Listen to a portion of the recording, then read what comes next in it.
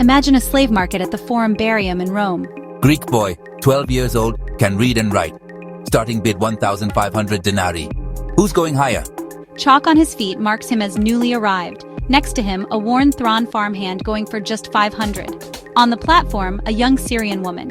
Her beauty alone priced at 6,000. So, how did the Romans put a price on a human life? What affected those prices? And how do these amounts compare to modern money? Let's break it down. Every sale came with a contract, receipts for the money, and written proof of delivery. Not of goods, but of people. Because of that, we now have a window into the brutal, everyday reality of slavery in the Roman world. We focus on the 1st century BC to the 2nd century AD, the era with the clearest evidence, and then examine the key factors that determined value. Why this period? Because it's simply the one we know the most about, the Corpus Inscriptionum. Latinarum spans 17 volumes, 16 of them come from the imperial period. About 90% of surviving Roman texts were written in this era. Cicero, Caesar, Tacitus. This was also the peak of Roman slavery.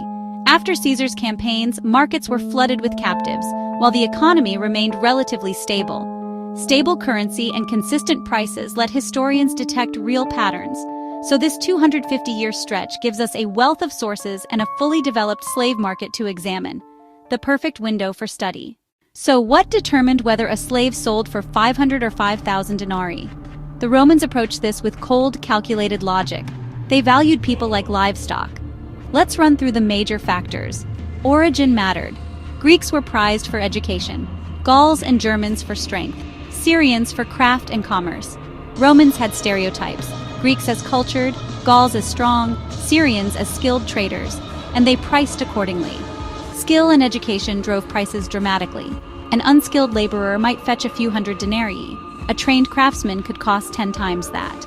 Doctors and elite Greek tutors commanded huge sums. Examples include 10,000 or even 20,000 denarii. Age was crucial. Slaves 15 to 25 were most valuable. Infants were risky and cheap. By 10, price rose as investment. After 40, value declined. By 60, some sold for as little as 100 denarii unless they had rare skills. Physical strength, scars, teeth, and visible defects affected price. Traders made slaves perform to prove health. For household slaves, beauty was a premium. Grooming and cosmetic treatments increased value.